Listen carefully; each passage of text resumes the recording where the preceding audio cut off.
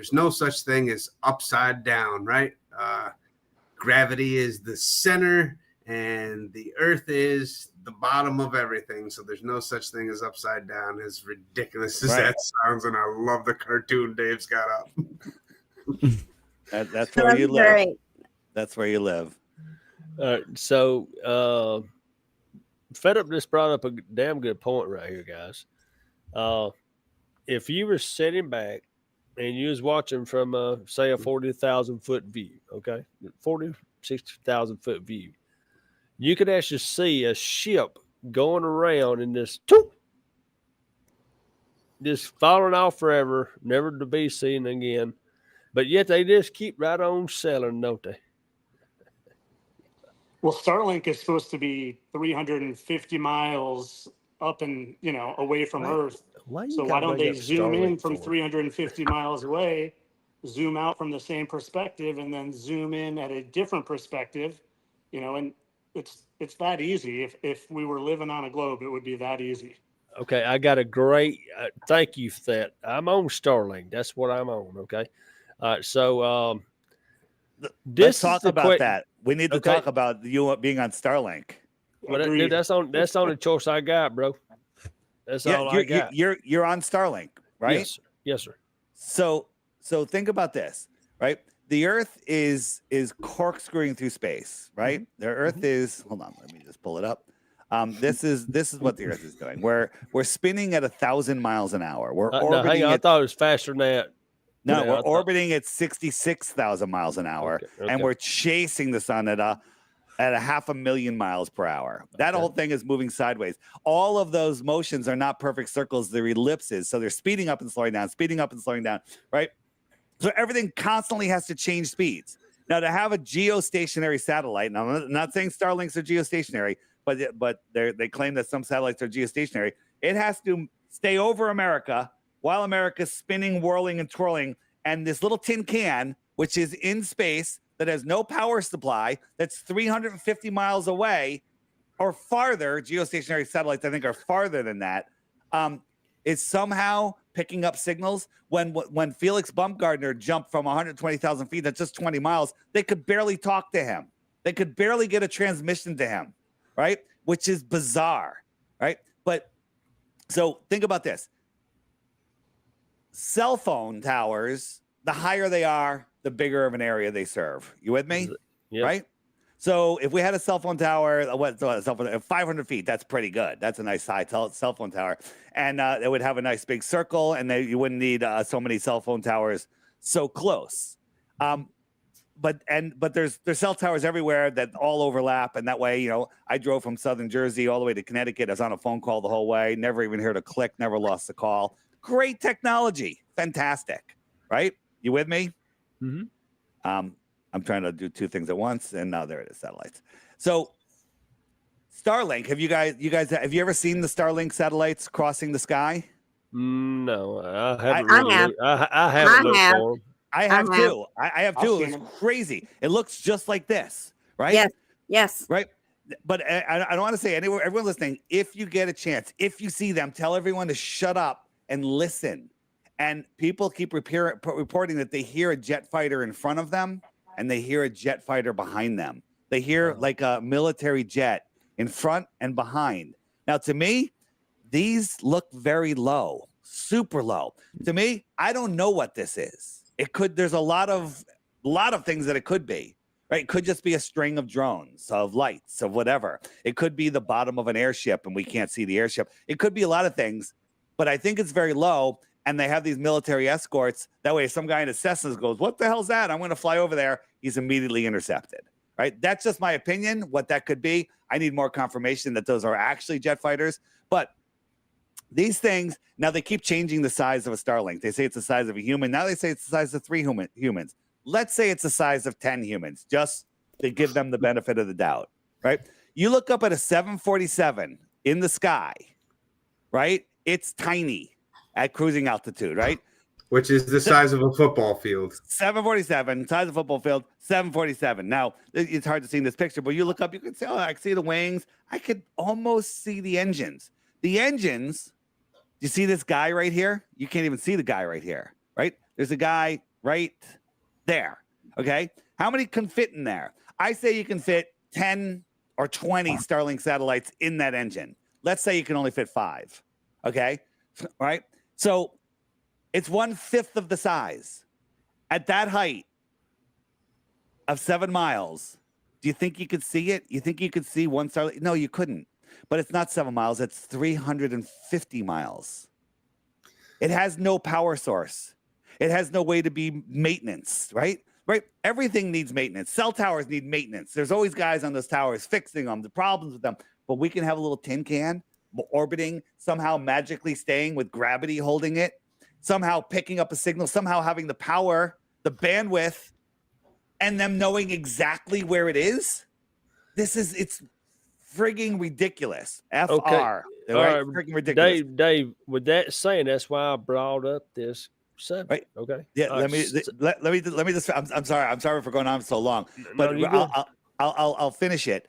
I was flying to Texas a couple weeks ago, and I uploaded a whole bunch of stuff. I uploaded 3 videos, downloaded stuff. Right. I was doing all sorts of stuff using their equipment on that airplane. Everyone else on the airplane, 300 people on the airplane, they were all doing it too. Right. Airplanes are roving cell phone towers. They're not 500 feet in the air. They're 5 miles in the air. They're amazing, right? So satellite phones, Starlink, they're connecting with airplanes that are connecting with the tower. Once you get to a ground-based tower, you're worldwide. So that internet is just going through airplanes. It's more efficient. It can be serviced. It has a power source. They know exactly where it is. That's how it's happening. Elon Musk shut down Starlink as soon as the war started in the Ukraine. You know why? No fly zone. They had a no fly zone. Okay, but I think maybe the most important thing that you brought that up. I'm glad you brought that last part up. Okay, yeah, go ahead. Cody, Tyler, Fed Up, Peach.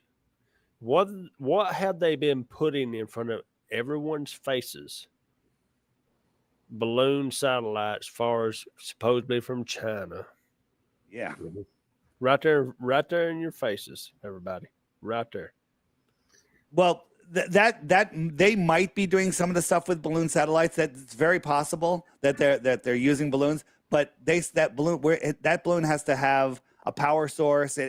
I don't think that's doing the bulk of it. I think that it's airplanes. But you just proven the point, Dave. Yeah. You're proving the point that you only got so much reach.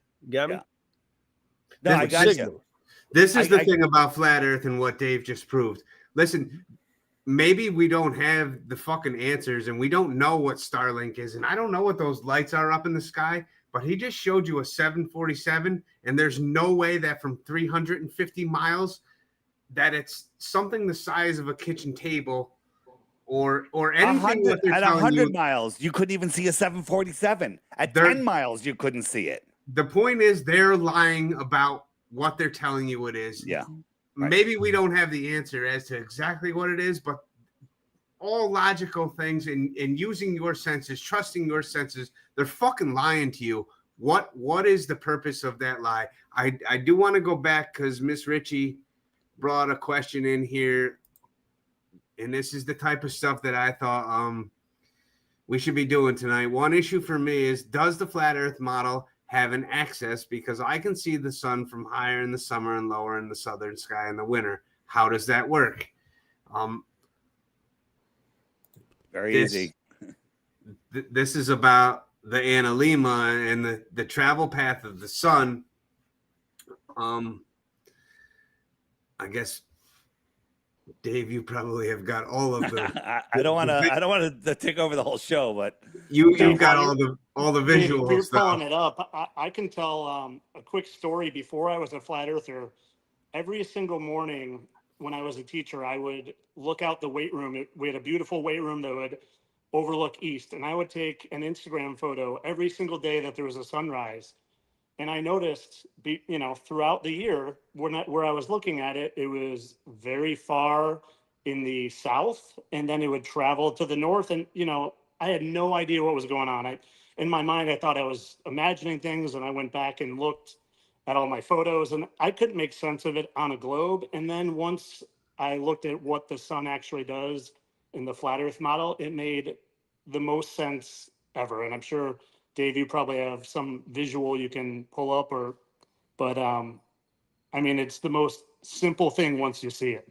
So just for those of you that are new here, the inner yellow line is the Tropic of Cancer, and that's where our sun is in June, and that's why it's warm here in the north, because the sun is close, right? 6 months later, the sun will march its way out to the Tropic of Capricorn. You get the little jumping guy, 1, 2, 3, 4, 5, 6, brings us out to December, and that's out here, so it's out south. So when it's out south, it's summer in the south. It's making a bigger circle, which explains the analemma. That's a little complicated for somebody that's a little new, but it's farther away. So let me just show you real quick how, just with a simple diagram, seasons, here it is. So let's say we're outside and it's cold, whatever, and we're sitting apart from each other, and here's somebody holding a heat lamp directly above your head, right? This is you. So your sun is high in the sky above you. It's straight up. It's warm because it's close. And then this person walks over, keeping it at the exact same height. You watch the sun get lower and farther. I watch it get higher and closer. And now it's my summer and it's your winter. That's exactly how seasons work. It couldn't be any simpler. And when the sun is far away, it's low in the sky. Go stand out under streetlights on a straight, flat road, and they're all at different heights. The one that's over your head is your summer sun. The one down the road is your winter sun. It's farther. It's farther. It's lower, and it goes out of range faster. There's so many things. People go, well, if the sun has to go around the Tropic of Capricorn in the winter, it's going faster. How do you account for that? It's easily accounted for, but better than that, there's actually proof that it's going faster, right? Because it's going faster, the transition from sunset to dark everywhere in the world is faster in December than it is in June. Everywhere. If the Earth was a globe, it would be different. It would be slower in June in the north and slower in Australia in December, but it's not. It's faster for everybody because the sun is moving faster. It's amazing. That, by the way, that right there for me, for some of you is so, wow, that's so simple. Other people that are new to this, their minds aren't taught to think like that. You're taught to memorize and regurgitate, right? That's actually, you have to think this through in 3D. And a lot of people just don't have that skill. I wasn't taught that in school. I was taught to memorize and regurgitate. You know what mattered in school? The A. Not questioning anything. The A mattered. That's why I didn't get a whole lot of them. Some of these basic things, like, do you have an image of that streetlight picture? I do.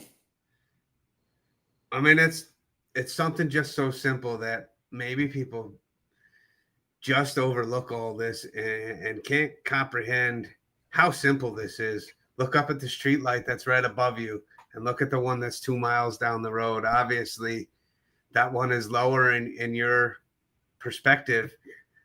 This is how they pull off the bullshit of the sunrise and sunset, because people just can't understand the perspective of how you're looking at things. I think that the streetlight picture is a... You know, I don't have the streetlights, but let me just show you this. Look at this line right here. I have the streetlight, but I came across this first. I haven't shown this in a while. Look at this line. And then we look at these. I'm adding some more lines. I'm adding some more lines. I'm adding some more lines. I'm adding some more lines. Now, which line is the highest? This one? Yep. Or this one? This is the highest, right? That's what it looks like. They're all I would say they're all the same height. They're all the height of these of the lights, right? Here's the lights going away, streets level. They're all the same size. All of these lines are at the same height, but you see this one is the highest and this one is the lowest. You're muted, Chad. I don't like these games. Okay, but Dave, I'm glad you brought that up because there's been a lot of videos that Cody has brought up. It's all about being level. Yeah, well, the horizontal level is horizontal. Try that on a globe. Here, one more. Which line? Now I'm going to trick you. Trick you, so don't fall for it. Which line is the highest? Or maybe I'm lying. Maybe I'm not going to trick you. What? Is it the yellow line or the red line? They're the same. They're all the same. Actually, which one's shorter? This one or this one? Me. You're shorter. Okay. Yeah, she's short. So now we're gonna look. Right here, I am in Mexico. This line is right above this bush, which is about 4 feet off the deck, and this is about 10 feet across right here. Right. This is about 25 feet across, and it's the height of the deck. So this line is lower than this line. It's 5 feet lower.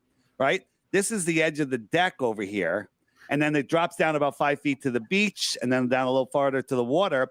So this line is 15 feet below this line, and this line is a couple miles wide. This line's only 5 feet wide. This is how this is how people get confused, right? This is a short line. This line is measuring miles of horizon. That's good. It's a good demonstration. Oh, yeah, it's good. How about a little bit on?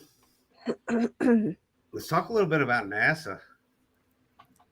Yeah, that's a hard one for people because, people think, so you're telling me they're all in on it, but that's not the case. Like, I've been looking into them recently, and, you watch old 1960s videos of people from the control room doing the Gemini mission, and the Apollo missions and things, and they say that the simulations that they ran, this is control room saying this, that the simulations were just as real as the real missions. So you go and look at their rooms in there, and the guys at the control room, they only had data on their screen. So what they considered a real mission, they're just looking at numbers and symbols, right? So then I'm thinking, I wonder if that's still the case. So I look into mission control today, like nowadays, and it's the same thing. And I watched this inside NASA flight control interview with this guy named Rick LeBrode. He's the flight director for the Artemis 1 mission, right? They're interviewing him, and they said, hey, tell us a little bit about what's going on in your displays. And he said, he goes, well, this is just monitoring the mission. He goes, I don't know what any of this is. That's really for my specialist to know. So maybe I could see something here, like change a color, and I'd let my specialist know. And then he's the one that, so this guy comes in there, has been working there for 30 years, runs these simulation after simulation, and he says they're no different. He says the same thing, no different from the real mission, right? They don't really show much live footage. Can't tell the difference between a simulation and the real thing. That's what they said. Yeah. Kind of like 9/11, huh? Yeah. So it was funny because later in the interview, the guy was asking him, he was like, what gives you the most, anxiety? And he laughs a little bit, and he goes, about Artemis. He goes, oh, I'm glad you clarified there. He goes, because I was going to say preparing for this interview. He said, I was going to say preparing for today gives me the most anxiety, because he was being asked about his job. And, and Rick LeBrode, I have nothing against the guy. He's flight director at NASA, but honestly, he goes in there, he might think he's a little bit in the Twilight Zone even, because he goes in, watches these displays. When green turns to purple, he tells this guy, and that's his job, man. And then at the end of the day, he gets a paycheck at the end of the week. Maybe he even questions what exactly he does at NASA. They're 78.3%, I think, all computer engineers there. So that leaves very little for anything else. And no one knows what the person next to them is doing. Yeah. You know what? One of the most important things to talk about when we get into NASA is we are all taught that we live on a globe. Right from the mobile that's hanging above the baby's head to the globe that's in your kindergarten classroom to this complete indoctrination system that is set up to make everyone think that. That's David. That's David Shane. I told him all you guys were here. That we, the Night Watcher. What's up, dude? Yeah. Who gave him that nickname? That would be Chad. That'd be me. You know, I was just going to say, it can be just as simple as this. I wanted to watch Spaceman on Netflix because I just, you know, Stop watching Netflix. Listen, anyway, if you're watching a movie and they're floating around in the movie like they're in space, if they can do it here on Earth, is what I'm saying, in the movies. Do y'all get what I'm laying down here? Yeah, fly me to the moon. Yeah. They're way better in the movies too than what NASA shows us. Yeah. Pretty much, yeah. Real So quick, if I could take a moment just to shout out Sean Hibbler. If you guys are not familiar with Hibbler Productions, so it takes for some people like a pivotal awakening, right? So something like realizing that the moon landing was faked, which obviously Hollywood is going to show exactly how they did this with their movie Fly Me to the Moon. But if you take a moment to watch a film called Level with Me, which is a documentary produced by Sean Hibbler, he is going to show you the Challenger explosion and then on film take you through and introduce you to 6 of the astronauts that were on that Challenger explosion that are still here alive and well in real life. And you understand that the whole point of the Challenger mission was to stop sending human beings into outer space because those are more people that have to lie, right? They want this all compartmentalized. You believe that you live on a globe because that's what we taught you from the beginning, and we don't want any human being to contradict what we told you. So we need to stop the manned missions to the moon. That was the purpose of the Challenger mission, the traumatic event. Everybody's looking up and watch their teacher explode in the sky. And that wasn't real. That was a false flag to stop manned missions into outer space. And Sean Hibbler, better than anyone, blows this out of the water in that documentary. If you haven't seen that, I would definitely recommend that, along with Level with Me and The Next Level. They're all in the movies section on the app if you can't find them online. I would absolutely recommend watching some Hibbler Productions. He does some great work. He's definitely worth a shout out here tonight. And this is all about. Have you watched his latest movie, Old World Order? Not yet. Don't tell me, because I am. It's on my It's on my website. Old World Order. There's a big flatearthdave.com. There's a big banner right there. It's all Tartaria stuff, and I'm about to watch that real soon. Yeah. It's good. It's good. Hey, so before we get off NASA, I just want to kind of give a plug too for my boys over at the Firmamental podcast. They have interviewed a former NASA employee named David Beverly multiple times. And this guy worked for NASA for 12 years. And during those 12 years, he fully believed that we lived on a globe. He was looking at computer screens, just like you guys were talking about. He was looking at data. And then I don't know if he left NASA once he found out, but he goes on public platforms now and talks about how he was deceived and how he now knows that we do not live on a globe, and how compartmentalized it was for him to have no clue what anyone else was doing, and to have no clue that where we lived wasn't at all where he thought, or where we do live wasn't at all what he thought, where we thought we lived. So Firmamental podcast, David Beverly episodes. Great listen. That's interesting. I definitely have never heard Dave's take on this. Can you see that, Dave? Can I see what? The question at the bottom of the screen. I have another question. Does Flat Earth Dave support maybe it's not just directed to you. Does Flat Earth support inner Earth because the Bible and Admiral Byrd talked about an inner Earth? Well, you know what? The Flat Earth doesn't support a hollow Earth theory, because that's just another prison for your mind, because you're still in a sphere. Now, I think there's all sorts of levels. I think there's stuff below us. I mean, I know there's stuff below us. What's below that? What's below 7 miles? There might be another firmament down there. Who knows? Right? We have no way of knowing.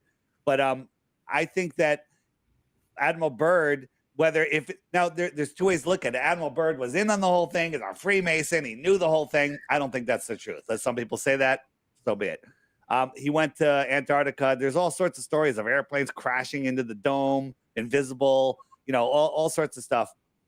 But if he went beyond what's the South Pole and said that he found more land bigger than America that no human has ever set foot upon, maybe he thought he was flying into something, because you can't explain it if you live on a ball. So maybe he made it up, or maybe they made it up, because his information didn't all come out until after he was dead.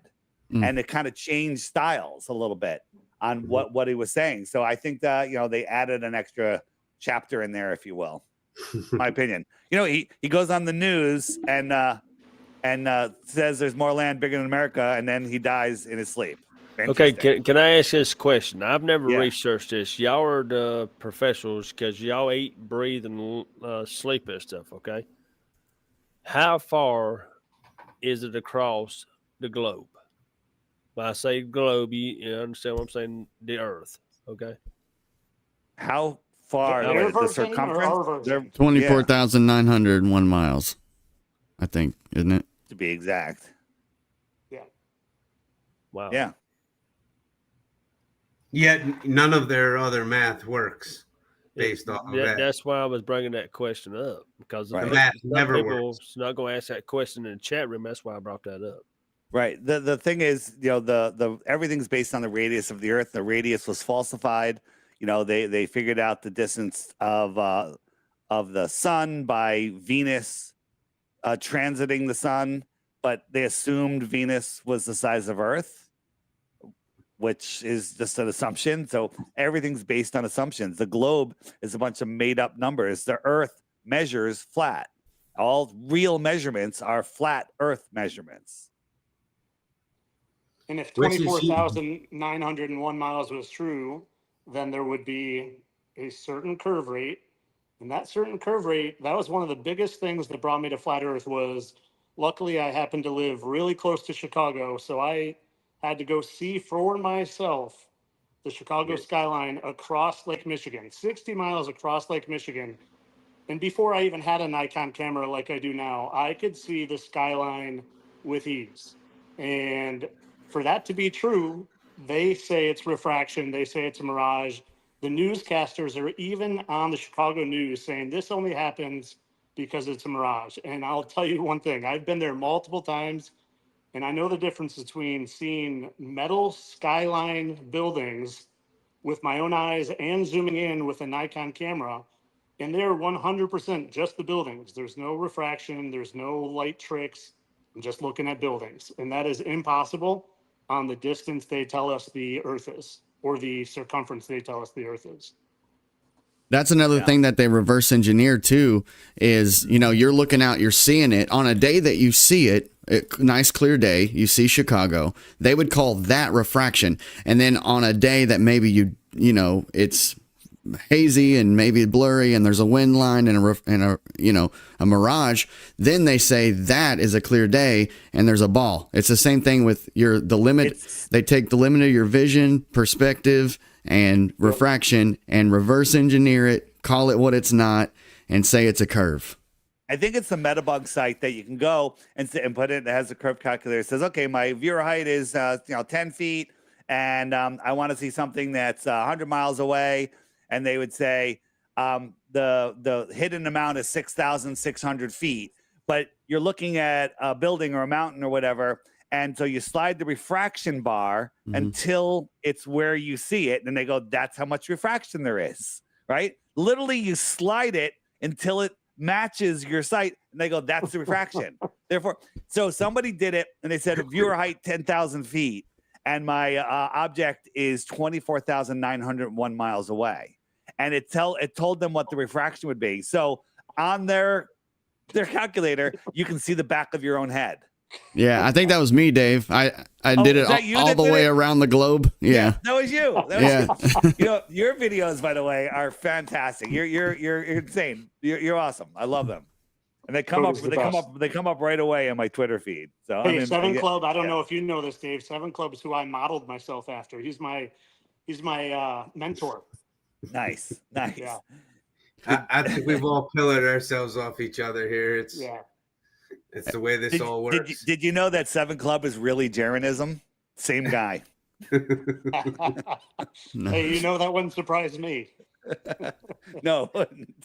So you know what's funny is you watch all these trolls or these commenters come in and they tell you how you're stupid and you don't understand math. And the fact of the matter is, when we're working on any of this stuff, we're giving them the benefit of the doubt, and we are using their curve calculators, their provided formulas, and just simply questioning, well, if at this elevation of this amount of distance, you say that there is this amount of curve, so why am I able to see this building? Why am I able to see this ship? Why can I see across this lake? Why can they shoot lasers over 100 miles off a Navy ship and hit a target when that theoretically should be fucking impossible on a curve? That's where I started out too. And I think when people are just starting out, it's easier to look at what you can disprove versus something like the sun, where you're trying to learn. You know, when you look at the sun, you see the same thing, whether you think it's the earth is rotating or whether it's going down from perspective. You're not seeing something different. You just need to relearn. But if you can look at something and disprove what they're telling us, then that opens your mind up more to, okay, if what I'm looking at, like a star, through my own eyes, through my own camera, through thousands of people's amateur videos, doesn't look at all like what they're showing me in the school books, in the news, in any time they're showing you what a star looks like. I can't point to it here. And you can see it looks completely different than what they're telling you. Or you can see Chicago when you're not supposed to. That's when you can let your mind open up enough to be like, okay, I'm open to this. Let me keep digging. Let me keep looking to see what else there is.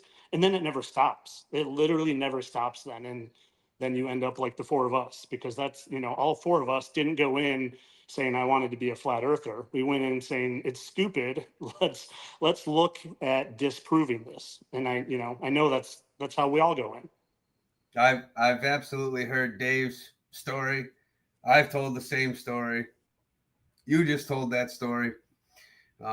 I searched for three things. I wanted proof that somebody has traveled into outer space.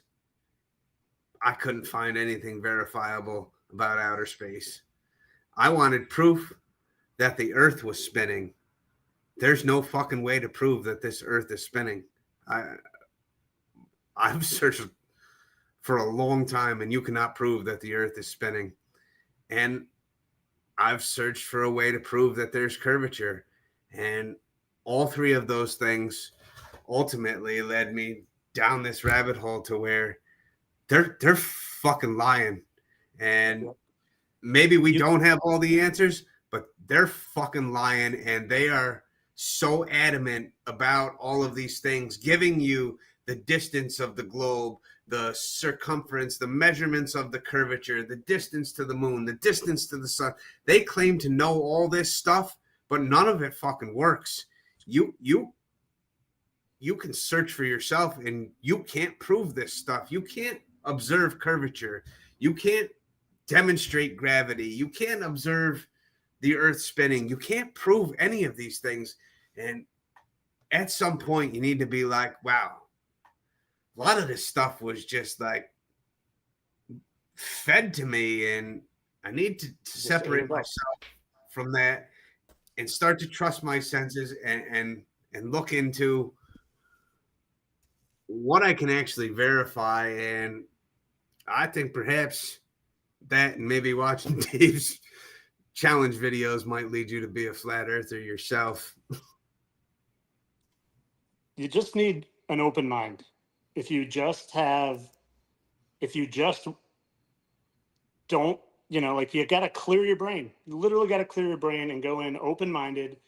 And, a lot of people say, well, you're going to look for confirmation bias. No, I'm not trying to become a flat earther. I'm not trying to convince myself. If anything, I was doing the opposite, as I know the rest of us are. And it's funny you mentioned the knowing everything. At one point early on in my journey, I was talking about, I figured some things out. I was trying to share with people and my brother said something to the effect of, like, I don't trust people who say they have it all figured out, or I don't trust people that know it all. And I'm like, well, looking back on it now, it's exactly like you said. They claim to know it all.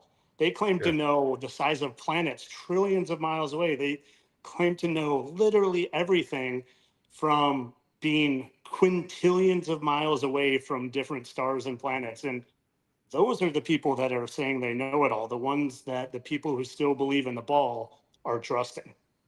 I was on with a guy who was I think he was military, a former military, and worked in the science field, and he was just spewing all of this nonsense. And I was trying to point out the size of stars and the brightness, and planets are round. I'm like, I was trying to point out the brightness of Jupiter makes no sense. And he's like, oh, no, that's in space. Light will travel forever, and that doesn't lose. And he just making up stuff. And so I was finally getting through to him at the end. I was kind of being a little strong, but funny at the same time. So we were cool. And he goes, well, if I admit that, then I won't have a job.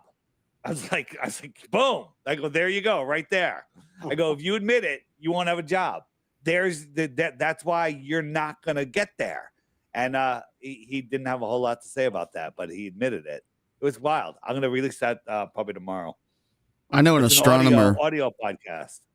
An astronomer I know lost her job over flat Earth. They found her TikTok and saw the stuff she'd posted and shared and stuff, and they called her into the office and asked her to resign, and she lost her job over flat Earth. Wow. Yeah. We had a KLM pilot was on Globebusters, and she was grounded the next day after saying the Earth was flat, and she proved it. Well, I didn't lose my job, but I sure as heck couldn't work in a school system anymore after learning the Earth was flat. Right. It's all coming around. Is that you, Tyler?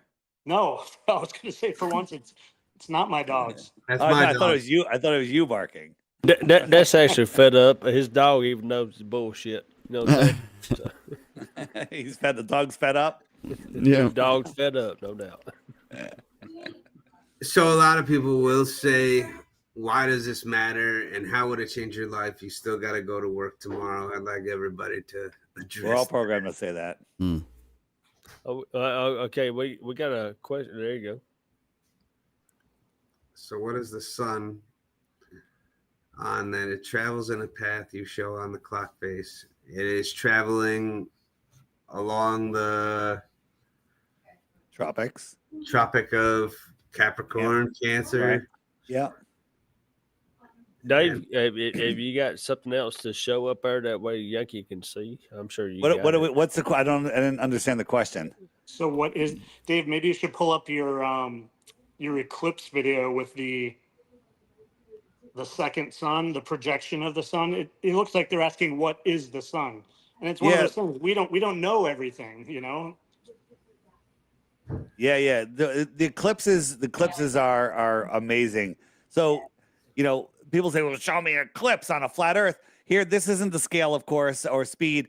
The sun and the moon go in a circle. The moon travels between the tropics every 2 weeks. The sun, it takes a month. 6 months. It's 6 months in, 6 months out. So the moon would be going in, out, in, out, in, out, right? And then when they come and they reach a node point where they cross each other, that's when an eclipse happens. Now, I'm not saying it's the moon that eclipses the sun. I think it's something else. I think it's something else, but it's right where the moon should be. So I think the moon has something. to do with a solar eclipse. But let me pull up the thing that Tyler wants me to show. Yeah, we try to get Yankee in here tonight on the panel, but for some reason the email is not working. So I wonder why. Yeah. So here we go. Here is this is my projection. So whenever we're looking at an eclipse, no one ever sees the moon. They think they see the moon, but they just see an absence of sun. So here's my sun projector. I've just got a tube here with a light in it, and I'm projecting onto this sheet, and I'm eclipsing it with something that's behind the sheet. Now the sheet, I'll call it the sky, right? The sky is it creates our dome of vision. We can only see so far. So here goes the eclipse. You don't see it coming in. It's just like a Snapple bottle cap, right? And so this is the eclipse right here. So here's the eclipse. You don't see it approaching. You don't see it eclipsing. You don't see it going away. But you think, you don't know what it is. It's a bottle cap. It's not even the moon, right? So here it is. I did it with a thinner sheet. This is some tissue paper, right? So here comes the eclipse. And there's the projector. We can see the projector through the sheet. That's the source of the sun that we see. This is the sun that we see. And you'll never see the source unless it's during an eclipse when the light is much lower, or when we had those crazy fires and the sky was filled with smoke. A lot of people saw the source sun. And I think I skipped the beginning here, but I'm going to show you an eclipse that we actually filmed. This is a real eclipse. And we had this right here, which was seen during the eclipse, which looks just like this. It looks like the exact same thing. Actual eclipse. I had about 20 people send me videos of them getting that same thing during the April 8th eclipse too. And I got it as well. Right. See, here's a eclipse that I filmed. Where's the moon? You don't see the moon. I see missing sun. You can imagine the moon there, right? I see missing sun, right? I see missing sun there. Missing sun. There, I see the sky. You don't see the moon. Who is this guy? This is a TikToker. Does anyone know who he is? Yeah. Truth be told. Yeah, he's good. He's good. I like him. Jeremy, is he still around? Is he still around? Yeah. Yeah. So he gave me the idea to pull up all these eclipses. I call them the invisible eclipse. Here we go. And again, you see something, but it's really just something blocking the eclipse, right? Blocking the sun. It's blocking it from the back, not from the front. Look, this is a great one. This is something in front of the sun. How come we don't see it? Wouldn't the Earth shine? It's a full Earth from if you're on the moon, full Earth. So that's 6 times the amount of reflection that the moon gives us, and the moon will cast my shadow on the ground, right? You don't see the sun. So if you want to know what the sun is, best guess, a transformer from another dimension. And it stopped moving for 4 minutes, April 8th. Like when that thing went over it, it just stopped. In totality? Yeah. I was. It was wild. Yeah, I was too. It was wild. Yeah. It just stopped. Did you notice it? It was dark. You could see it moving. You could see it slowly moving. Then it just, boom, stops. It gets dark. Like everything is still and quiet. You could feel something, man. I know I did. I think 10 years ago, I would have said, it's because it's a spaceship refueling. It needed 4 minutes to refuel. Do you see that really old video where that sphere like comes up to the sun and like it hooks to it? It's like, now I don't know if that was real. I don't know if it was real. I think that was all CGI. Could have been. Yeah. Could have been.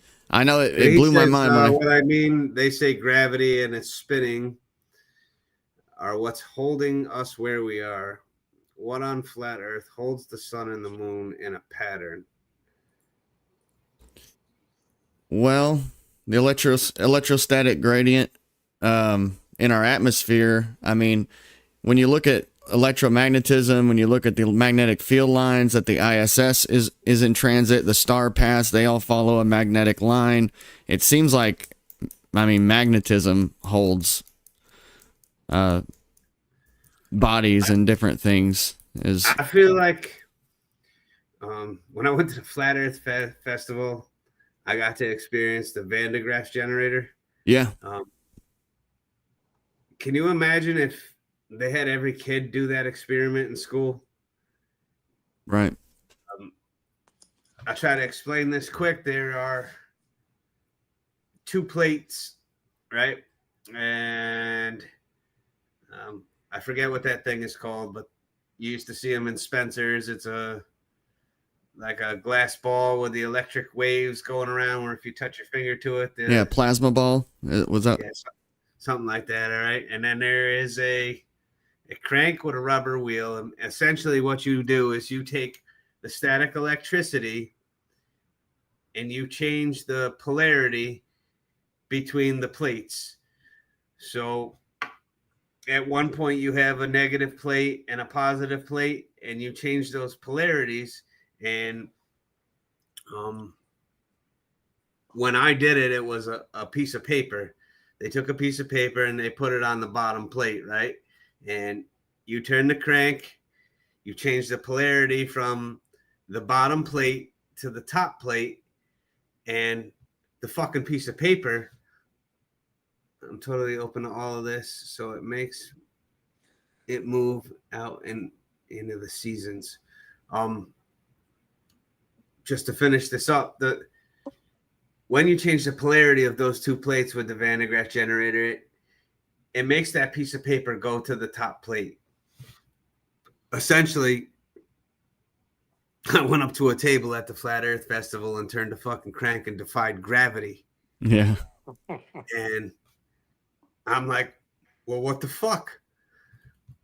How do you explain this? And then you dig deeper into this, and it's not so much magnetism as it is static electricity. There is a gradient force that, am I wrong to say, it decreases towards the Earth? Yeah. It decreases, but it increases as you go higher. Okay, it increases as you go higher. 100 volts per meter.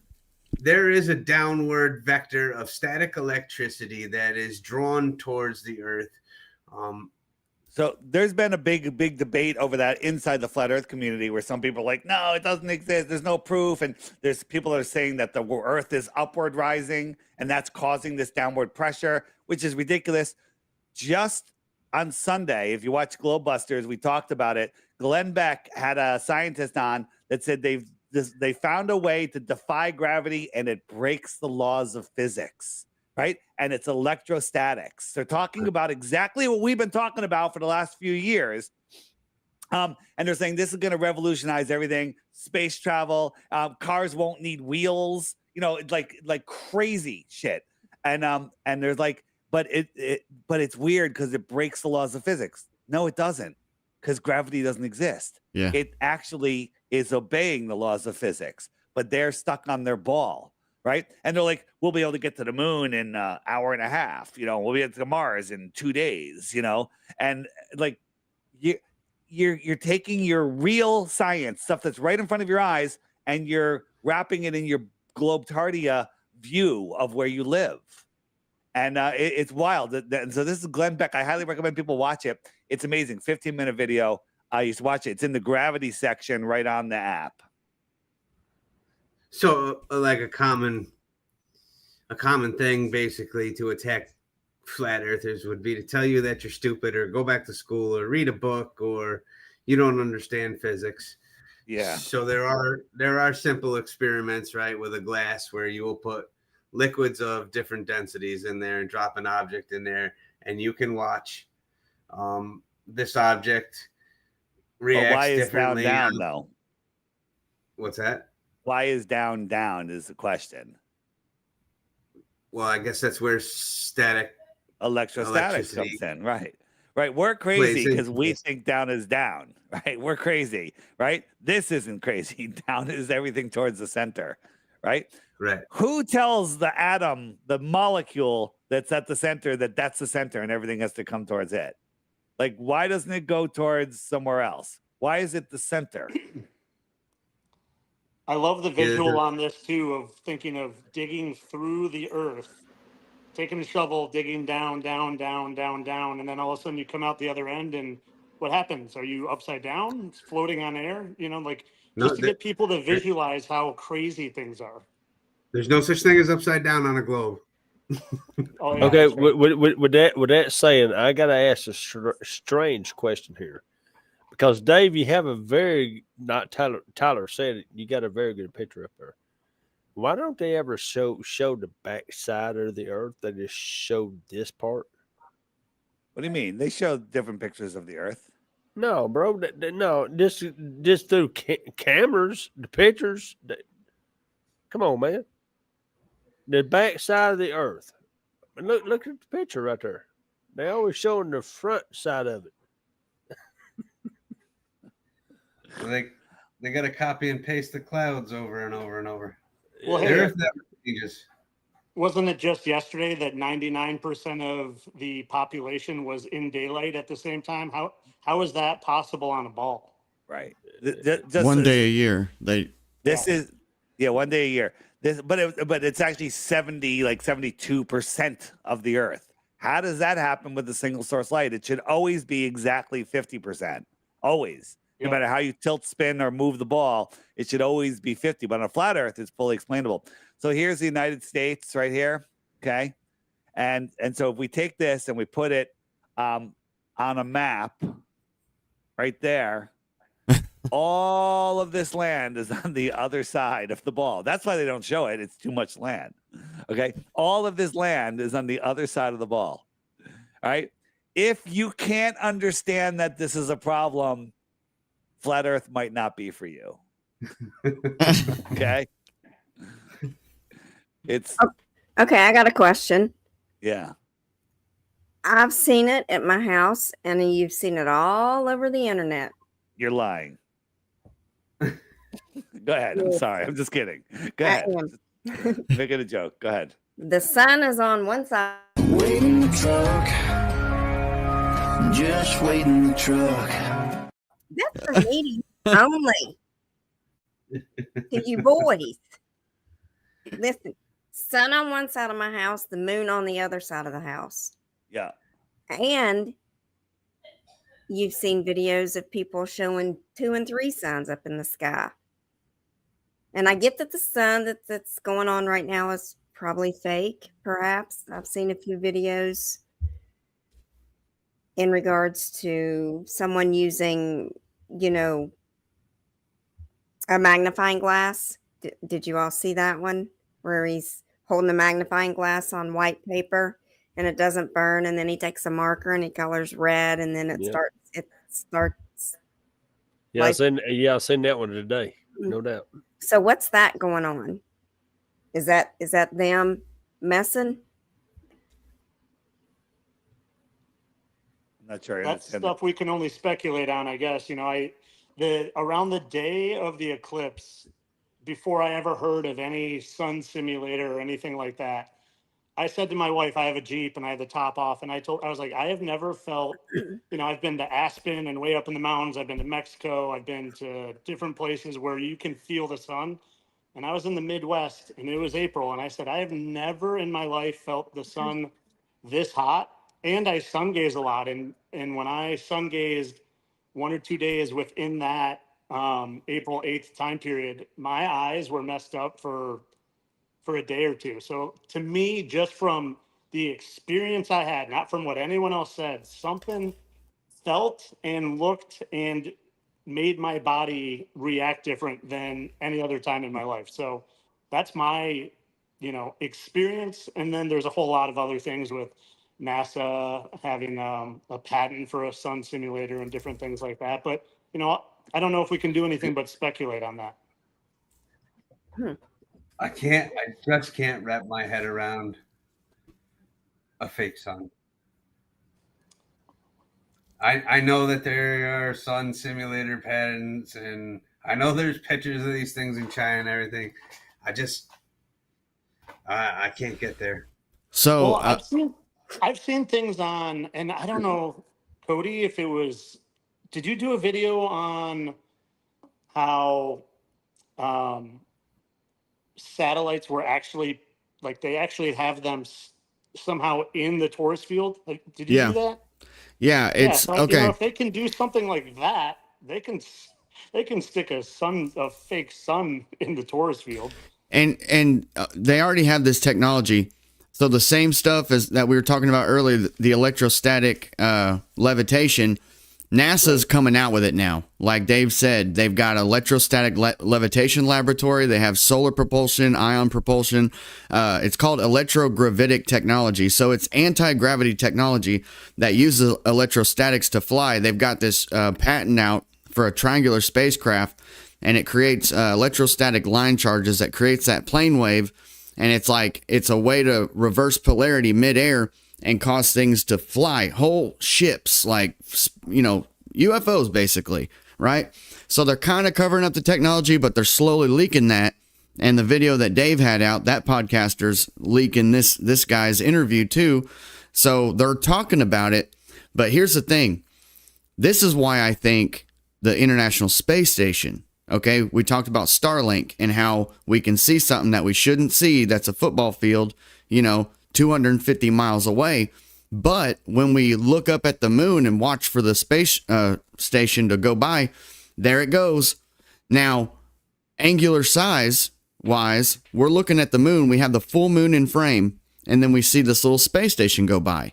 The same size as an airplane. I mean, maybe like a little bit smaller, but we're seeing it like we would an airplane. So it's a lot closer, and it's not got people on it. That's what I think. Now, we've watched them launch a sun simulator in China. There's a video of it going up. The thing's bright. It turns night into day type of thing, right? Now, I'm not super on board with the sun simulator, by thinking I'm looking at it when I'm looking at the sun yet. But I will tell you that I think it's 100% possible that they could have something up there riding the same electromagnetic fields, electrostatic, field lines that the ISS transits on.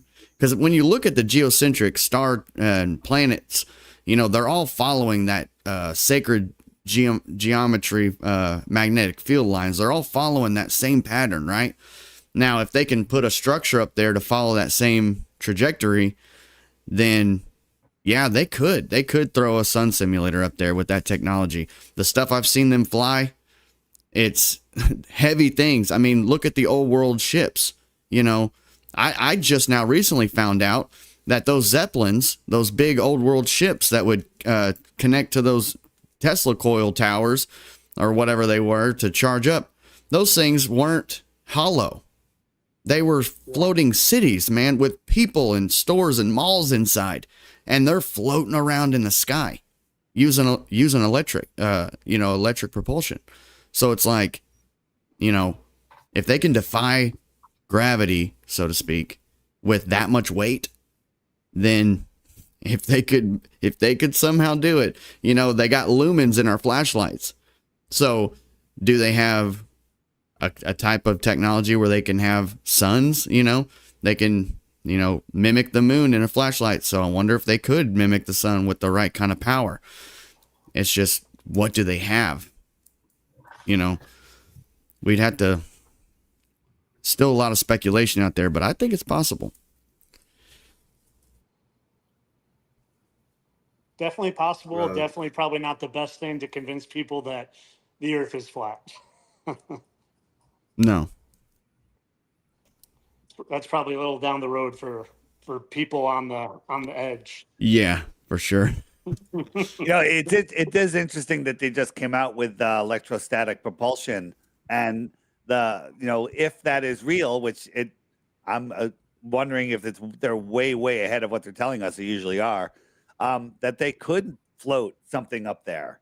It makes the possibility there. Not saying they can or they're gonna, but it seems a lot more feasible. Don't believe that the flat earth is man-made. Replying to this question, I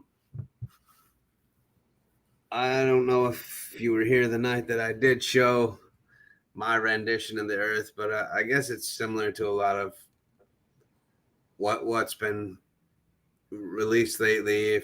If you look at a torus field and the plane of inertia, you could theoretically picture the Earth as sorry, my phone is doing. You can picture the Earth as a globe in a sense of energy above us and perhaps below us. But the fact is, the part that we walk upon, it has valleys and mountains and lakes, but there is no observable spherical proof that we're on this spinning ball, and I just think it's absurd. Even if you took it to the point where I said, try to just back yourself out into outer space and picture what Dave showed before. Somebody standing sideways off the side of the earth, someone standing upside down. I mean, that just makes absolutely no sense. And it defies everything. And one of your other questions was, who is they? I suppose that could be an entirely different podcast where we could spend a few hours on who the they is, but ultimately, trapping your mind in a ball would steer you away from travel, right? It would steer you away from exploration. This was in, what was that? What's the movie with the flat Earth? Jim Carrey. Oh yeah, the Truman Show. Everything's been explored already. There's nothing to explore, right? Don't go look over the fence. There is no more land. There is no more resources.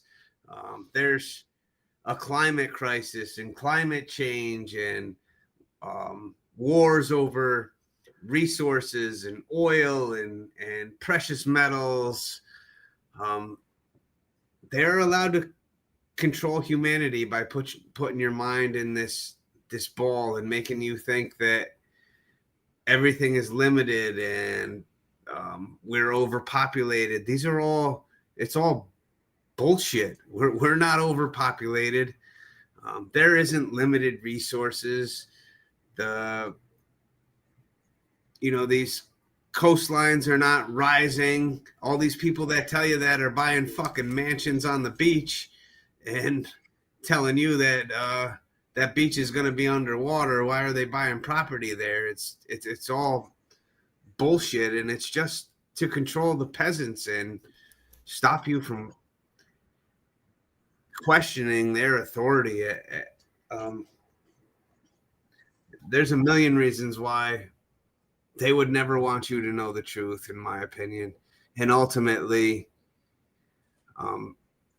this debunks all their scientism, right? The Big Bang, we came from monkeys or fucking amoebas or crawled out of the pond or some shit, and anything to make you believe that there is not a creator. They want to hide the fact that we have a creator, that there's a reason for us being here. We are in the center of the universe. We're not one of a bazillion fucking balls spinning in spirals that you could never imagine, going 500 million miles an hour through these galaxies, and everything is just to make you feel so insignificant and so powerless and so worthless.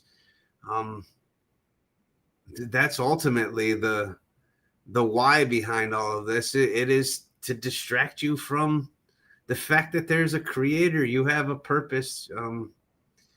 There's a reason why we're here, and there's a reason why our bodies and the patterns match the the stars and the waters and the flowers and everything was all created in the same likeness, and everything works in synchronicity, and the stars and the everything above us are a clock and a compass, and everything just aligns perfectly, showing you that there is a intelligent divine creator to all of this, and they want to keep you as far away from that as you could possibly imagine, so that you believe everything that they're feeding you, and you buy into all of their distractions, and you feed on their division. This is what keeps them powerful and in control and profitable. They don't want you to use your mind or trust your senses or have emotions, or they don't want humanity to unite. Ultimately, they need this division, this distraction, and I guess the globe is ultimately what I feel like the final domino to what could bring down this entire realm of controlling humanity, and kind of a reason why I think it's such an important topic, why I wanted to bring y'all here tonight to introduce, hopefully answer some questions for some newcomers, some open-minders, and I would absolutely recommend checking out Flat Earth Dave's app, because it's absolutely a censored topic, and an important one. One of the reasons I asked Tyler here tonight was a lot of people say, what happens tomorrow? What happened tomorrow, Tyler? Well, just about 180-degree difference. Not necessarily tomorrow, but it was about a year ago that I really would say that I, for lack of a better phrase, became a flat earther, realized where I lived was not where I thought I lived my entire life. And, I'm 43 now, and for 42 years, I wasn't I wasn't spiritual at all. I didn't believe in a higher power. I didn't believe in, anything supernatural. I just was like your regular everyday Joe. I was into sports. I was, watch football on the weekends. I was a coach. I was a teacher, and I was aware of some things. I was aware of, the nutrition industry and the medical industry, but none of it ever made sense to me. Why do they want us, like the best I could make sense of it was money. It was money driven, that they want us sick, or that our food pyramid's a joke. But it wasn't until I came to the reality of where we lived that, like you said, it just took the veil completely off. And I thought I was someone that wasn't controlled. I thought I was someone living like a relatively happy life. And, I realized that I was just living in a system that was kind of make believe. I was living in this created reality, and just following the rules like everybody else. And once you come to the realization that you live in a place that is created for us, the first thing I did was try to tell everyone, and that's, as most of us know, that doesn't ever go well. But once I got past that, and started focusing more on myself and my happiness, I realized I wasn't that happy in my job, even though I thought I was. And, for people listening, I was a teacher for 20 years. And once you realize that everything that is being taught, and I shouldn't say everything, like obviously there are. It's everything. Well, yeah, pretty much everything you're being taught, you're being spoon fed lies and a narrative to just make you believe that the world is the way they want you to think it is. And kind of once I woke up to that, I just, I said, I'm not happy. I'm going to go do what makes me happy. And honestly, I found something I was extremely passionate about, more passionate about that I've ever been in my life, which is trying to provide truth for people who were like me and, just thought we were in this one of trillions of planets and, insignificant, as you were saying.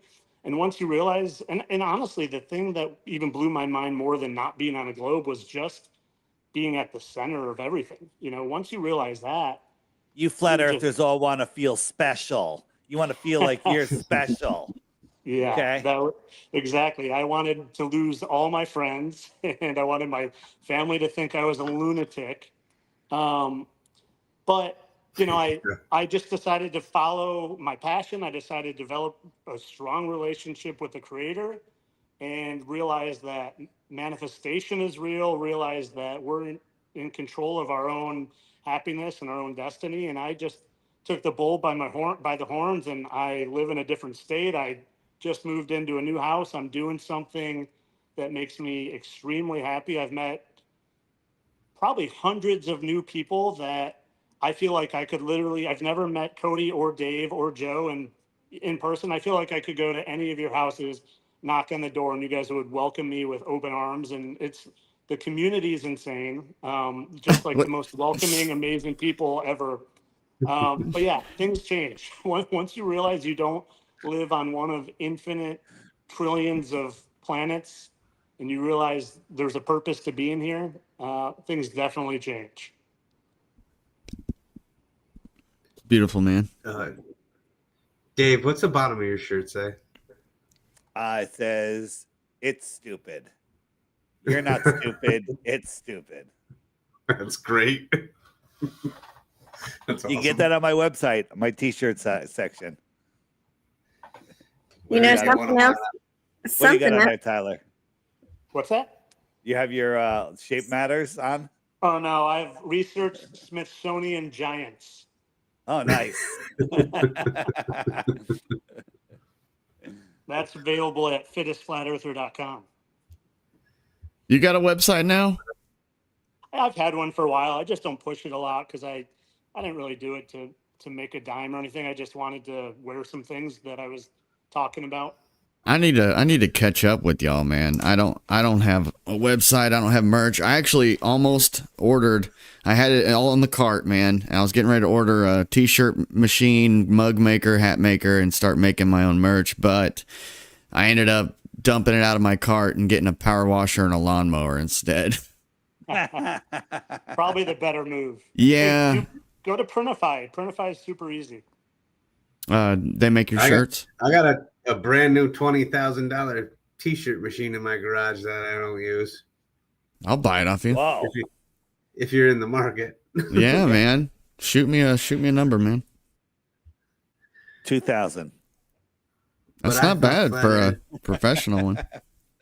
Was all control and they have it all. I don't understand your statement, Yankee. I'm sorry. Go ahead. Go ahead. I was just going to say, and if you just go back and take a look at the people that are controlling the things, you'll find comments that they have made in regards to dumbing us down, to where we won't want to have a what if the earth is flat kind of attitude instead of a no. Go back and look at the Rothschilds, look at the Rockefellers, look at statements they've made in the past in regards to humanity. We want a nation of workers, not a nation of thinkers. We don't want to hear from the Flat Earth Society.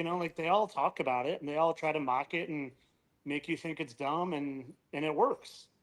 Unfortunately, it works.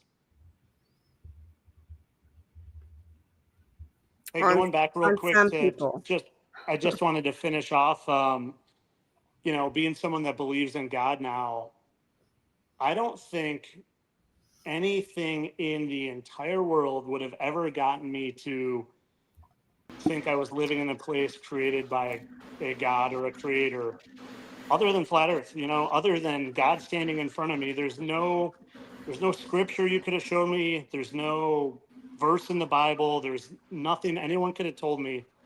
It was literally saying that where I thought I lived the whole 42 years of my life wasn't that. You can't deny the fact that there's something more than what we've been told. And it's, like literally nothing could have changed that for me. I wasn't a, staunch atheist or anything, but I know myself, and nothing would have ever gotten me to be a believer.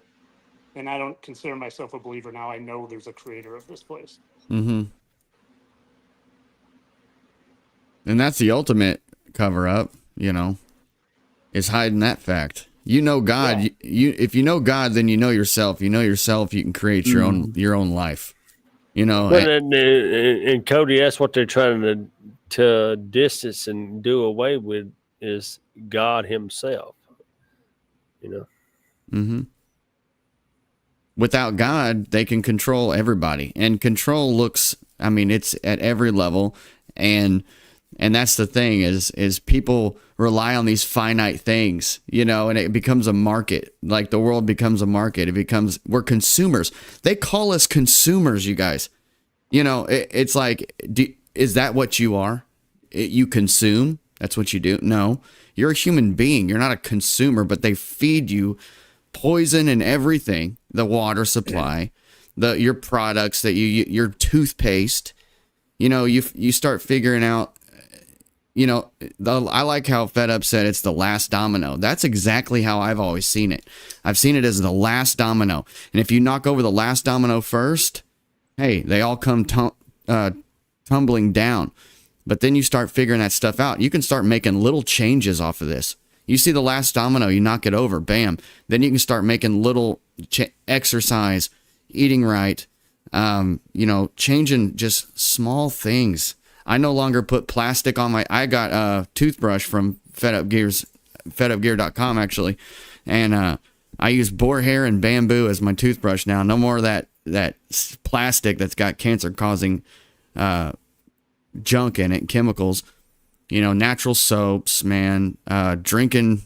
I started drinking more water. Like Flat Earth, I already knew God, but finding out Flat Earth did lead me to figuring out about the industry, and like they're poisoning us, and it's in everything. In the system. I know for a fact from listening to a lot of Dave's stuff that Dave had a successful business and was ostracized from his lifestyle basically for discovering and trying to speak about the flat earth. So if you think that this hasn't changed his life dramatically, you would be absolutely wrong. Tyler just changed it for the better, in the end. Absolutely. Yeah. Absolutely. Tyler just told his story about how it's life changing. I spent some time myself in trying to be a part of the truth movement and trying to expose this to people.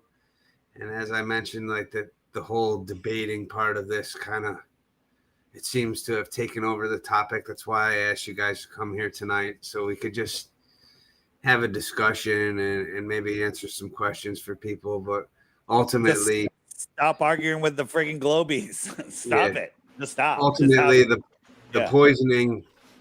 poisoning of humanity was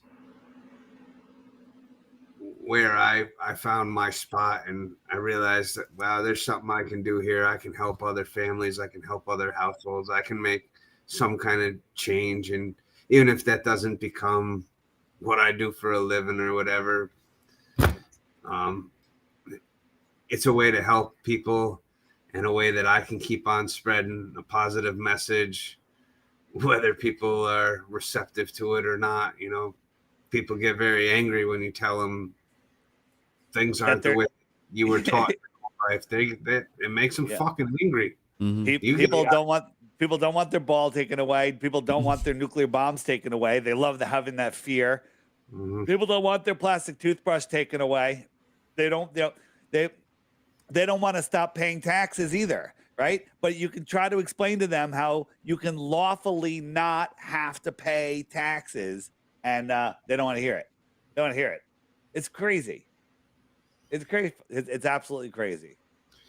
Your government is an illusion. Your food is fucking poison, and Yeah, taxes are on they are voluntary.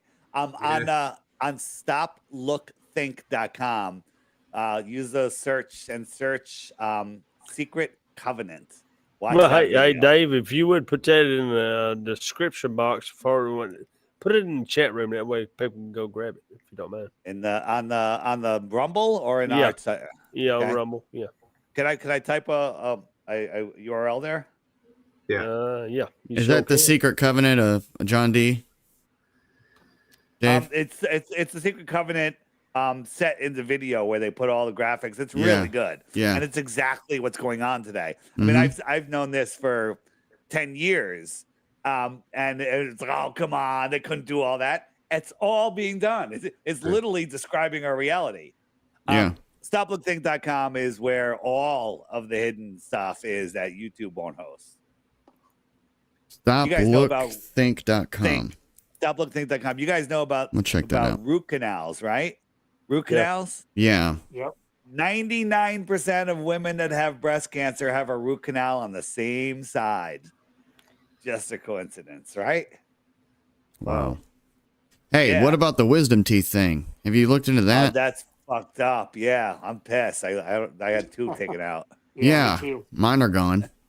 Too Yeah, late. they're fucking with us. They're literally fucking your teeth. They're so important to all the organs in your body.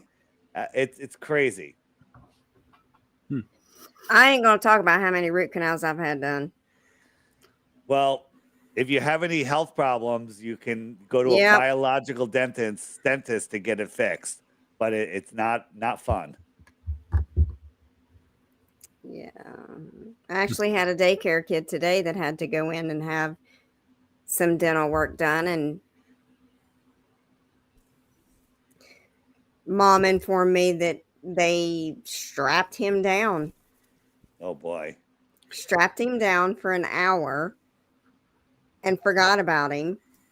Oh, forgot about him. Strapped him so they could numb him and forgot about him, and then came back and had to numb him again. I was like, oh.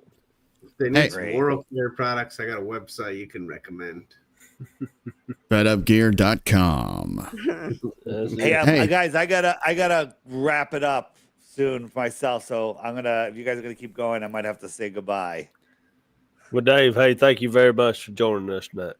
You're awesome, Dave. Yeah.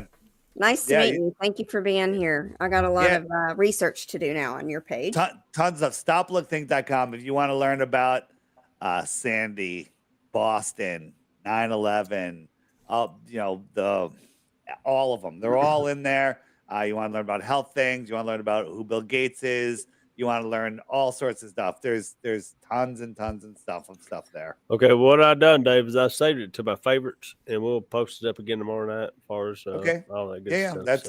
That's just if you want to dive in that rabbit hole deep. And one of my favorite one on there is literally Sandy Hook in Boston. I did a 3-hour presentation on Caravan of Midnight with my friend PK, who did the bulk of the research, and we destroyed the Boston bombing. Literally tore it to pieces. And if you're unaware of that, it's amazing.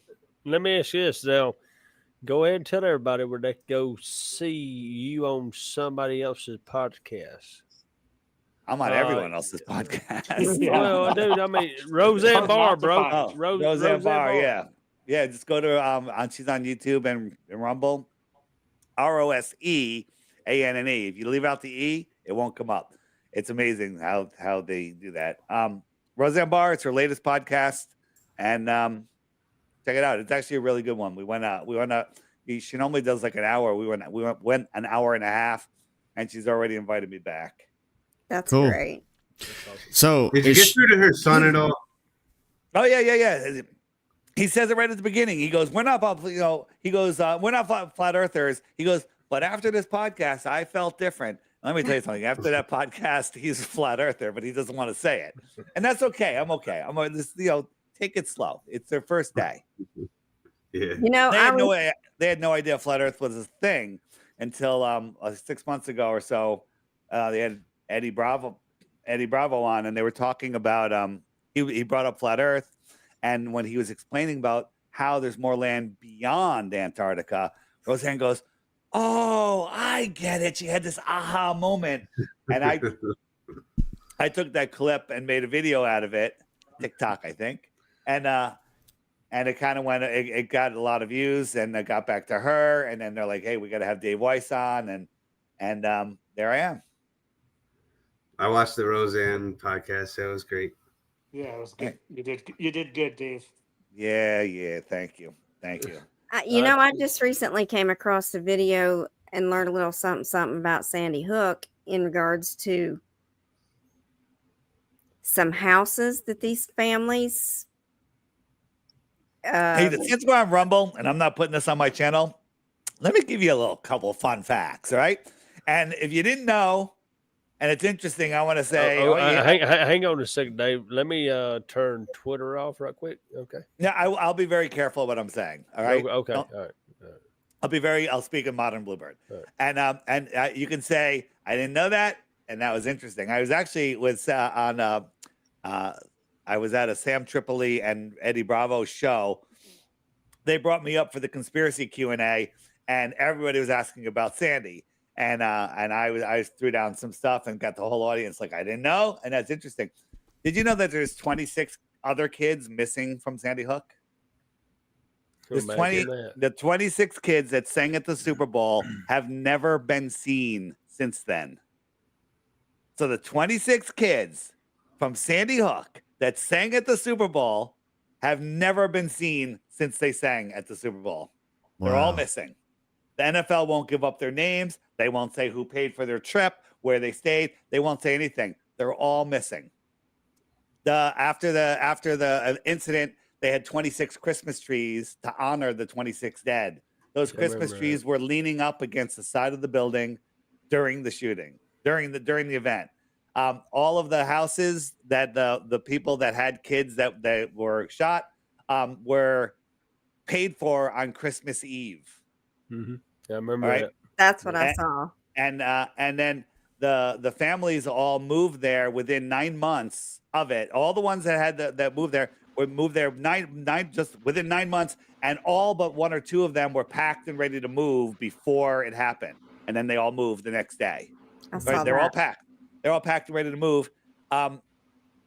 The Adam Lanza's mother, who is she? Right? She's got no internet history. There's one picture of her, right? Found her home address. Her home address was 1 Mill Street, Port Chester, New York. Hey, that's a couple miles from me. I was like, I know that address. It's a bar and grill. So I go there. I'm looking around. There's no apartment there. There's nothing, right? I go in there. Guess who's a cocktail waitress? Caitlin Roy, the first grade teacher that put all the kids in the bathroom. Okay. She's the one that put like 15 kids in a bathroom that you couldn't fit 3 kids in, right? With a door that swings inwards, right? And she's like the hero. Like, there's some crazy shit. There's one family, this was back 4 or 5 years ago, won the scratch off lotto $5,000 and $10,000 over 30 times. Okay. Over 30 times since the event. Robbie Parker made his GoFundMe 3 days before the event. What? He set up his GoFundMe 3 days before the event, and when he did his tearful speech about his daughter being brutally murdered, he plugged his GoFundMe 3 times. I can't get flat earthers to plug their friggin' GoFundMes when they're doing a promotion. They forget. But Robbie didn't forget 3 times. Okay. Wow. You know, one of my favorite videos I made on the stoplookthink.com. If you go to the Sandy section, it's called "This is an Intelligence Test." Watch it. You'll die laughing or crying. I'm not sure which one. It's the one of the families and telling the story on Anderson Cooper about their daughter. Literally, and I say, what happened to this family? Did they win the lotto and they're going to, or did their daughter just get brutally murdered? You can't tell. You're not sure. You're not sure which one it is. It's hysterical. There's so many more things about it. So many. I'm trying to remember. I found one of the moms on Facebook who goes around and speaks and still has a current GoFundMe. Somebody's got a hot mic there. Yeah, no, they're doing that. There's more. Oh, Robbie Parker, he called 911 from the parking lot at the beginning. It's him calling 911, but then his story is he was stuck at the hospital and they wouldn't let him out. Right? So he's a doctor at the hospital, and then when they finally let him out, he got there, he had jogging shorts, he had sweatpants and a jogging shirt on. Wait a minute.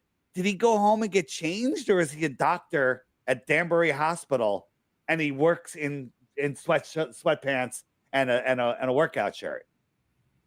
Right? The porta potties were there.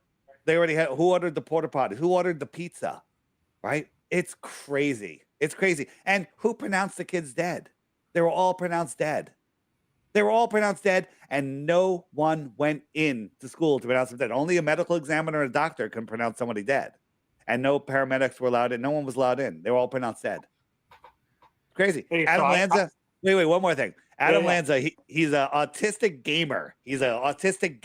Right? And they showed how the violent video games must have inspired him. And they showed I forget the name of whatever the most violent video game was, next to his Xbox One. It was the wrong video game. It wouldn't play in that game. They staged it and they didn't match up the games to the player. Okay. I mean, it goes on and on and on. If you're unaware of all of this is all new to you and you're being triggered like, oh my God. But there's a video by Sophia Smallstorm, the one that woke me up to flat earth, called Unraveling Sandy Hook in 2, 3, 4, and 5 dimensions. It's on the website, stoplookthink.com. You gotta watch it. Watch that one and you're done. All right, sorry. That's my rant about Sandy. Well, here, I got one more thing for you. Some of you guys know all the crazy things I post on Joe Biden being Jim Carrey, things like that. I've been banned from TikTok one time, and it was the first couple of weeks I was on it. The very first thing I ever did that got me banned was I did one of my videos doing facial recognition and things, no one wearing a mask, but that one of the kids, Noah Ponzer, is actually Kyle Rittenhouse, and I matched all the facial things, Oh yeah, the teeth, it's him. It's him. Yeah, no, you're right on that one. And did you see that same kid died in a shooting in India like 2 months later? I didn't see that. No, check that out. Same kid, same photo that they used. Hold on, where do I find that, Dave? I'm sure it's on the Sandy page. Just put Noah Posner dies in India. Just put, maybe you'll be able to find a picture of it. So all this stuff, which we all here on the panel know, is this a figment of everyone's imagination to go after gun grabs, et cetera, et cetera, et cetera? Well, we're all assuming it's a gun grab, but let me tell you something. Obama and that event was the greatest gun sale event ever. More guns were sold because I say it's the opposite. They want to arm the fuck out of us, right? Because when they pull the plug, if they ever pull the plug and shit goes into Mad Max mode, everyone's gonna have guns and they don't have to kill us. We'll kill each other. People will kill each other. A mom will kill somebody to feed her kids, right? Civil War. Yeah. So they want to arm the crap out of us, and that's how they got us to buy guns. And let me tell you something. I bought a lot of guns. Oh, I bought a lot. During Obama's administration, dude, I was loading up with ammunition, weapons. Yeah, you want to go for one? I bet you I beat you. Yeah, I'm sure you probably did. I mean, But anyway, I reloaded a lot and stuff like that. So yeah, I mean, I got it going up. Yeah, no, it's all good. It's all good. And here's the last thing, and then I'm gonna wrap it up. Is all of this shit that they try, from flat Earth deceptions, on the globe deception, to the fake shootings, to everything. It's all blowing up in their face. They're not smart. They're stupid. They're dumb. They don't have God-given intuition. They're doing this all disconnected from the creator. So it's all fucked up, right? And everything they do is backfiring, everything. And all we have to do is just maintain and stay connected, and we win. There you go. All right. So with that saying, Dave, where can people reach you at? FlatEarthDave.com. It's the only place right there. And it's actually not even FlatEarthDave.com. It's going to transfer to the Flat Earth Podcast, but it's the same place. You can go to FlatEarthDave.com. You can go to FlatEarthJew.com. You can go I'm a Blue Dot. You can go, they all go to the same place. I just want something that people can remember. People can't remember the Flat Earth Podcast, right? So FlatEarthDave.com. That's it. And everything is linked there. That way, when my TikTok gets banned and my YouTube gets taken away, I just change it there, and you don't have to change anything. FlatEarthDave.com. I got that idea when listening to a show, and I'm like, this guy's great. You know, can you give me your socials? Oh, my Facebook is this, and my website is this, and my Twitter is this, but my Instagram, and then you don't remember anything, right? Because the 50 different things go off. FlatEarthDave.com. That's all you got to remember. Good deal. Dave, thank you for joining us tonight, bro. This has been very interesting, no doubt. Thanks. Hope you come back. You're a legend, brother. I ain't gonna, Dave. Hope you come back, bro. Anytime, man. Yeah, when let me know when something fun's happening, and we'll talk about it. All right. Peace, all right, guys. See ya. Thanks for joining us. Nice to meet you. Thanks. Bye-bye. All right, Tyler, you're up next. Where to find me? Yeah, all the places, bro. Because I'm gonna tell y'all something. When Fed Up sent me the picture last night of Tyler, okay, I thought the Joker was jumping out of a daggum airplane, parachuting.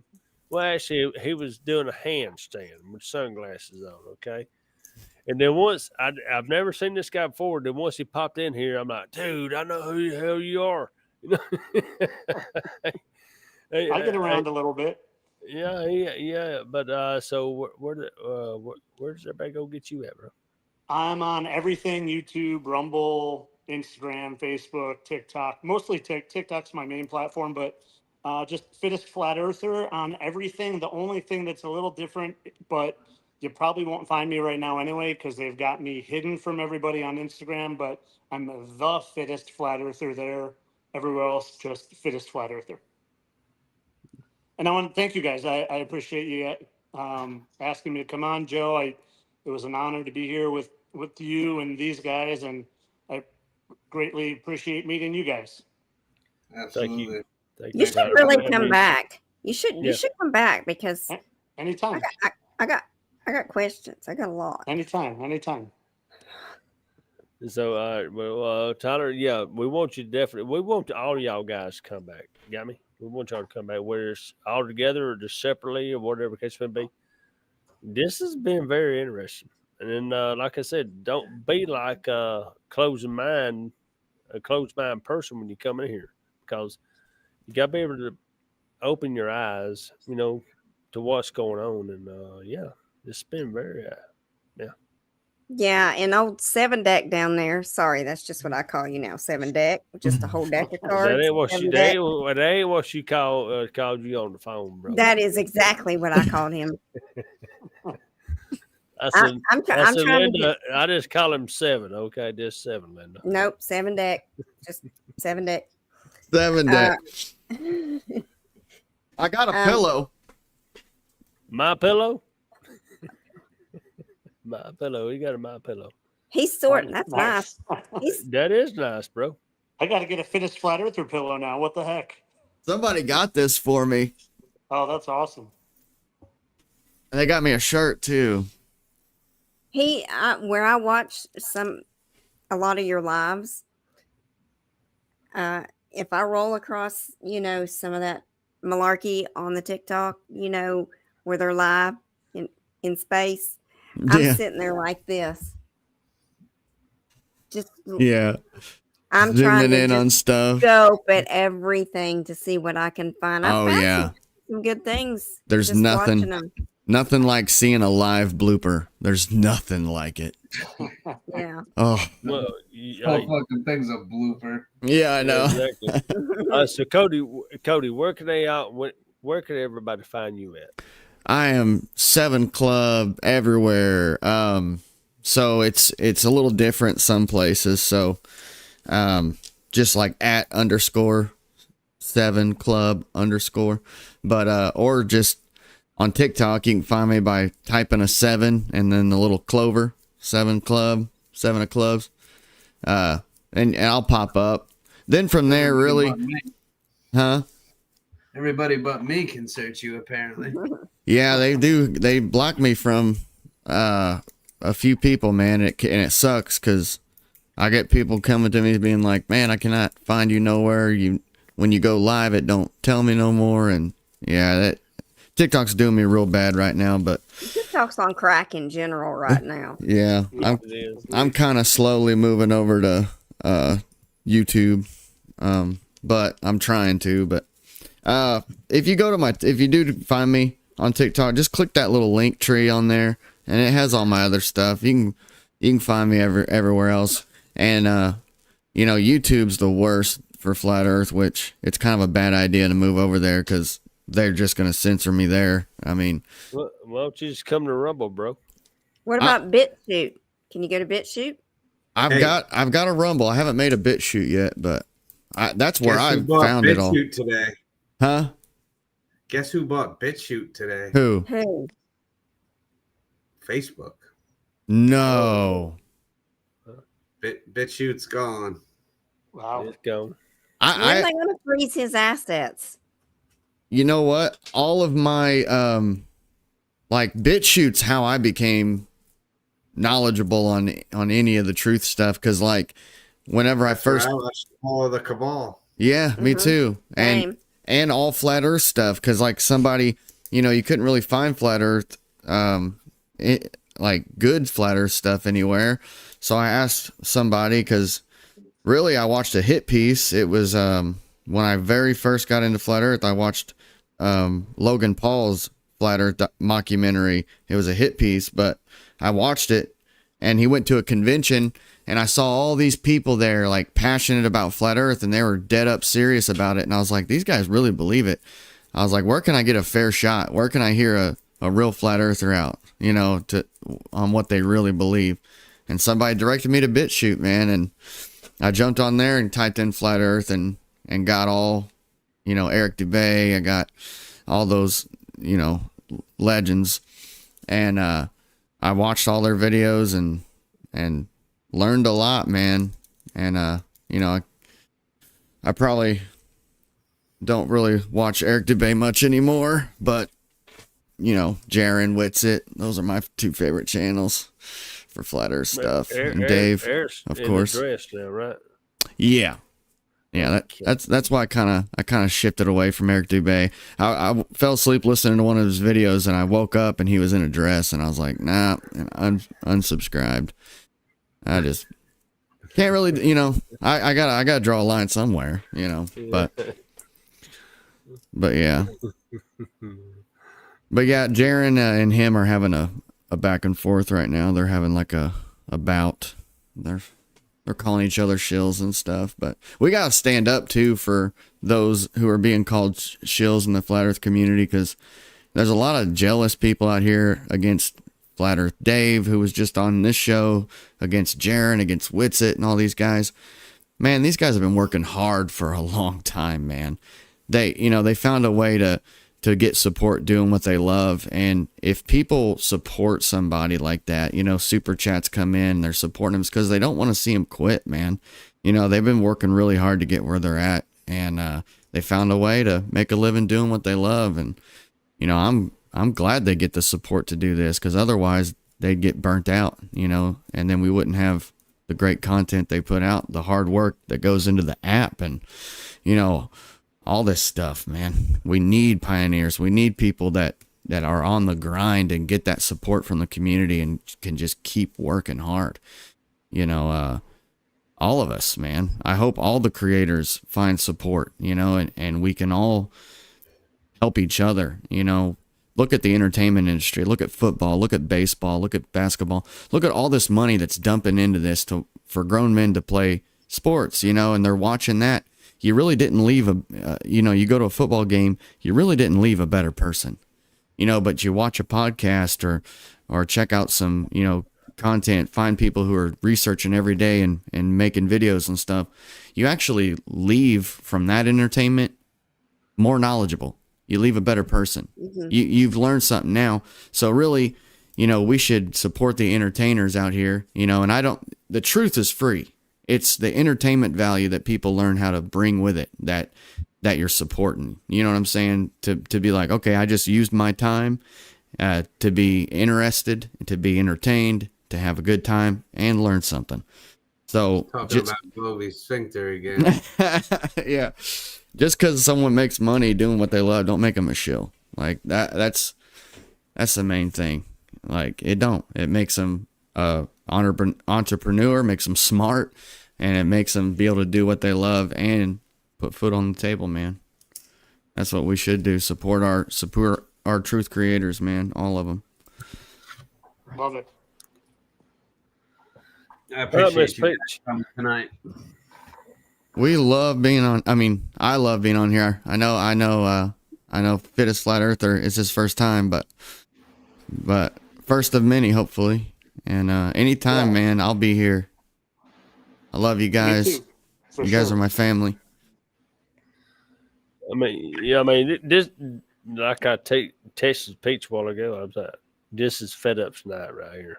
This is his night, And Fed Up, Sandy Hook stuff is just a huge bonus. Oh, no doubt about that one. No doubt about that one. Done a fantastic job. Thank you for bringing these guys on. It's been freaking just mind-blowing, to be honest with you. Oh, I need to say something to my YouTube real quick. Guys, check the description below. The link to GENX Unfiltered Truth Podcast is in the description.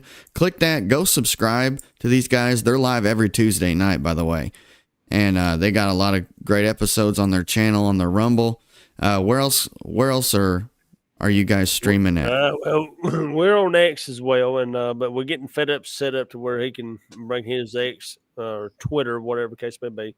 But we're actually live Monday through Thursday over here on Rumble. Dang. Yeah. You stream every night? Yeah, we go hard. I thought you guys just did Tuesdays. Nope. Monday through Thursday. Well, dang. Yep. We're just hardcore, man. Come on. Yeah, you are hardcore. So 3 a week. That's awesome. So love it. All right. So again, Fed Up, thank you for bringing these guys on here. It's been awesome. And this was an awesome eye-opener show, and thank you guys for coming. You, Cody, Tyler, Dave. Yeah, thanks for having us. Yes, sir. You're more than welcome. Oh yeah, great show. Well, we always end it like this, guys. Just to let y'all know. Peach, take us on out of here. Oh, well, the only thing that kept going through my head a few minutes ago was Scarface. You need to be like me. Sorry, I don't do Italian. Sorry. Anyway. We could tell. Thank y'all for being here. My guy down here, thank you for being here. A pleasure meeting you, sir. And as I say every night, faith over fear. Faith is the flame that will eliminate the fear. So it's good. All right, Fed Up. Earth is flat, I guess. Yeah. Couldn't say it any better. Yeah. But folks, just remember, this is actually the Earth is flat, whether you believe it or not. It's a spiritual battle. Okay. Just remember, we're gonna be back again here tomorrow night for the Peach Pit. We expect y'all all here. even the newcomers. Okay. God's great. You're great. And America's still great. Do it. Can't tell you what the pit's about. Always remember, the truth is the truth, whether you believe it or not. Break it up, boys.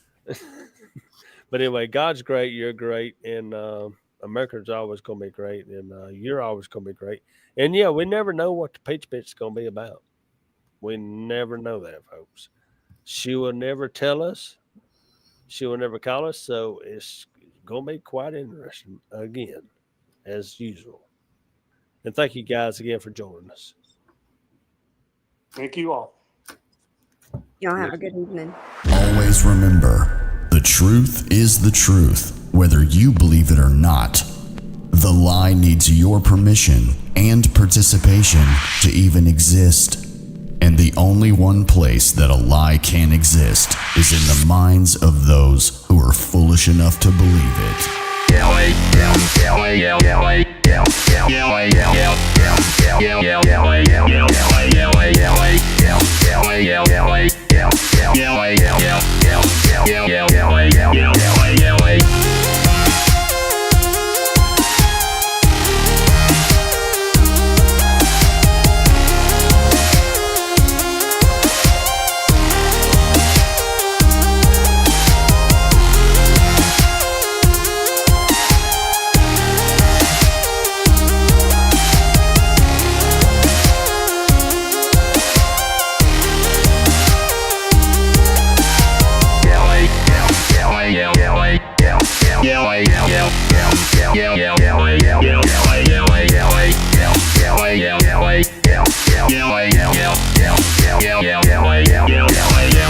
You're in the 7 Club.